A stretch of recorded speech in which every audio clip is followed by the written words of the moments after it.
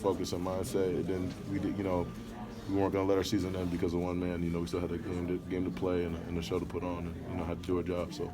Dabo has talked about he's kind of joked about the rest of y'all bus, how it's Alabama and everyone else. Do you think it's time that he kind of includes you on that big time bus at Alabama? No, we're still on the rest of y'all bus. We're just some raggedy old Tigers who are just trying to earn it, each and every day. Just earn the respect of everybody. How do you get on the big time bus? Just do what we do and control what we can control. That's what we've been doing all year. So just continue to do what we did all year, and just continue to do the common things in an uncommon way, and we'll hopefully maybe we'll command attention of the world. What do you think you showed tonight? What was that? What do you think you showed tonight? Same stuff we've been showing all year. Just a group of guys who put in the work, who do a good job of preparing, and it shows on Saturdays. There's a lot of things that people don't see, behind closed doors that goes on, and how much grind, how much work, how hard we work to get to this point and get to this level. But you only see the results on Saturdays. But we just showed that we're a team that can get it done. Who can, if we're clicking on all cylinders, we're tough to beat. And I'm just happy to be, with the guys that I got on the team, and just enjoy every moment of it. How would you describe tonight's performance? That was pretty solid. it was just fun. It's weird always, having so much time off after being in a strict schedule and a routine. It's kind of, you're a little rusty as you go out there and everything like that. But we figured it out and we were able to take control of the game a little bit. And guys just did a good job of dealing with adversity and different things that went on, especially in the first half, and just rolling with it. And Justin made a great play that was kind of just like a little spark. Lit the match, and we no looking back from there. So you're gonna wear the hat to California? I might bring a surfboard or something. We're going to go catch some waves or something. I don't know what Californians wear, but this is just a Texas thing. When in Rome, do as Romans do. So. Alabama's already up big. What do you think about another one with them? If we play them again, we play them again. It doesn't, really. It's like they almost should be a part of our regular schedule. It's like we, just getting used to playing them every year. It's almost like they're in our conference or something. They're a really good team. Oklahoma's a really good team. So whoever comes out on that side, it's going to be a tough challenge, but it'll be a lot of fun and a great opportunity we'll have. I know Cleveland had a shirt that said "This for Big Dex." How much did y'all kind of think about him and wanting to play for him? Oh man, it's just Dex is our brother. Blood couldn't make us any closer.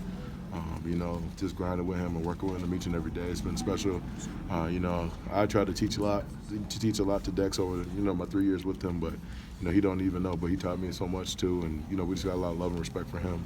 I wore 90 on my face just to as a little reminder, and just he's not out on the field with us, but he's out in the field with us. And just his presence was great on the sideline. He was still able to coach a lot of the guys up, just help us through some things. Just because he's a great teammate and. Really cerebral player. So he's definitely on our mind. And it's great to have him on the sideline. How have you seen him kind of embrace the little coach thing he said he's been doing? Oh yeah, no. He's got that whistle. He's getting tired of his butt with that whistle, but he definitely embracing his role and still trying to help the team as much as he can. Still be the same Dex he always has been. Just because he can't play. He still brings the same focus, same mindset each and every day. Still acting like he still prepares as if he's getting ready to play in the game. So, it's definitely great, and we all take note. Seems like a couple of years ago since you took Trevor to breakfast when he took over the starting role. What changes have you seen in him since then? He's just the same dude, just same poise, calm, collected, cool-collected kid. He's always been. It's just been great to see him grow a little bit as a player on the field. His confidence, how he. How he's cheering on his teammates, just things like that. He's definitely kind of embraced the whole culture of Clemson and how we do things, early on. Like he was just, slowly still trying to earn everybody's respect. But now, I think he realizes it, that, he's a big part of what we do. And, so it's just special to have him on our side. And, just what he brings to the team, too. He's a great leader. Even though he's a young guy, he's a great leader. And he's a great follower. So that makes him a great leader. He gravitates towards the right people. He clearly listens and learns, from everybody who, he watches he kind of just watches and brings it into his own leadership style. So give an example of that, of him being a leader. Is there an anecdote? Just something as simple as, he's he makes a play, you know, or something, or someone scores a touchdown, just how excited and he is for his teammates for making that play. Even though he could throw a great pass, whatever, he could do it or have nothing to do with the play, but he's you wouldn't be able to tell. He's just as excited as ever. He's always just like okay, like good or bad, whatever happens on the play, he's always like next play.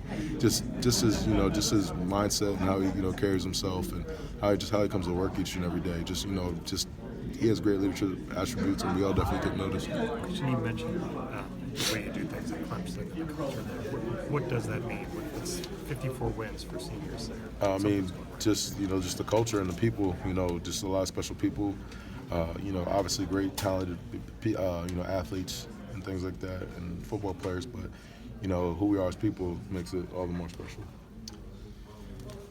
Played in a few of these sort of semifinal games that end up pretty lopsided. Why do you think it is that so many of the semifinal games end up being blowouts? I really couldn't tell you. I mean, but I just know usually the team who has great focus and wins in the trenches and does well on special teams, usually comes out on top. That's just what what it seems like from all the 5 years that the playoffs been going. Teams who execute well and usually do pretty well in their preparation and just dominate in the trenches usually win. I mean, it's just as simple as it gets. What stood out to you the most on the defense's performance tonight? Say again? What stood out the most on the defensive side tonight? Just how we dealt with adversity. We bent a little at times, but we didn't break, and that was definitely good to see. Just our mindset and how we kind of just deal with the adversity, and we fought just to get back to we're playing on such a high level. At the later part of the season, and then you have 3 weeks off. It's like it's. You try to, it's a lot of time without a game, so just kind of, guys just still having the right mindset, still shaking the rust off a little bit and competing and dealing with the adversity and fighting. That's just always fun, Do you have a preference? Who's up next? Negative. Really, whoever wins, we got to play them, so it doesn't matter. Don't have a preference. It'd be fun either way. Just excited for the opportunity to go to Cali. You getting tired of facing Alabama yet? No, I was just joking. It's just like they might as well just put them in our conference. We got to play them every year. Feels like, But Oklahoma's a very good team. They're very capable. So I'm excited. Once I'm done with you guys, I'm going to turn on that game right away. Just enjoy watching the game and seeing what both teams have. I think you had 9-0 on your face at the beginning of the game for Dexter. What did you see out of Albert and Niles and those guys that stepped in? Those guys did a great job. Just stepping up into it, and playing more snaps into a bigger role. And Dexter's leadership was crucial to them having some success as well. Just him being on the sideline, his presence, just giving those guys encouragement. Just him having their backs. It's just definitely fun to see. And I always like to watch those guys who don't always get the spotlight or the attention, make plays and do their job, just because I know what they do on a daily basis and all the work they put in and just, how much they grind. And a guy like Albert, kind of been in the shadows and didn't get a lot of attention, in his 4 years, but he grinds every day and he's a baller. He's a talented player. And he's really talented, and so is Jordan, so is Niles. So it's definitely fun to watch those guys get their opportunity in their chance. So you got some young guys, Trevor and Justin on this team. Another big stage next week. Do you think that this helps prepare them for that? Or? Oh, definitely. This helps, and just the look they get every day in practice, and just the looks they got in all year, just in games. It's just another game, regardless of who you play, no matter the stage. I learned it a lot as a young guy when I was a freshman, and I was, a key contributor, to a team that was playing on big stages. And what I learned is, the bigger the game is, the smaller you got to make it. You're just playing football. It's just another game.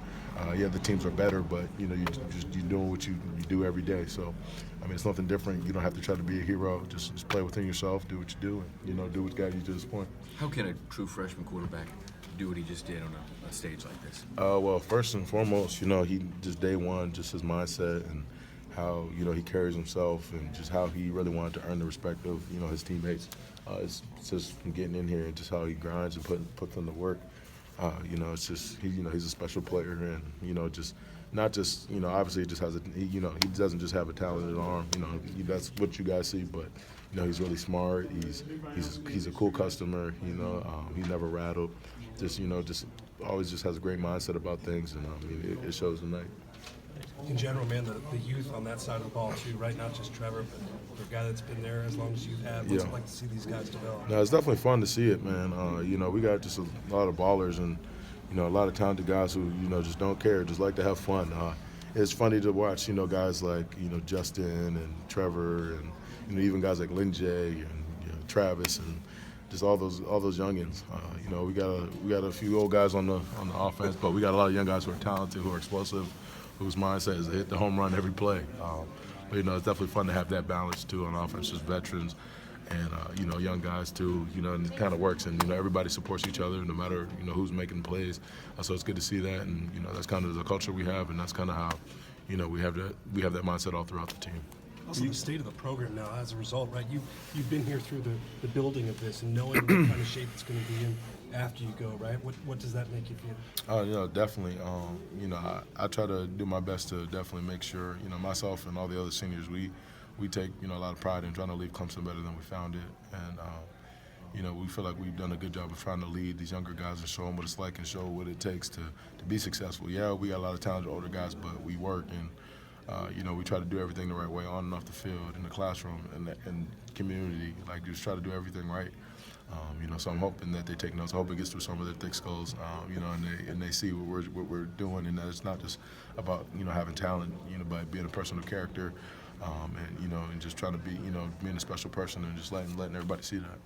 So it looks like Bama's got a pretty healthy lead already. If it ends up being them again, is it an advantage or a disadvantage for round 4? Is it any different than 2 and 3? Or? I mean, this is, you know, we're just gonna have to prepare the same way. I mean, you know, it's a new team this year that they have. You know, same program but different team each year.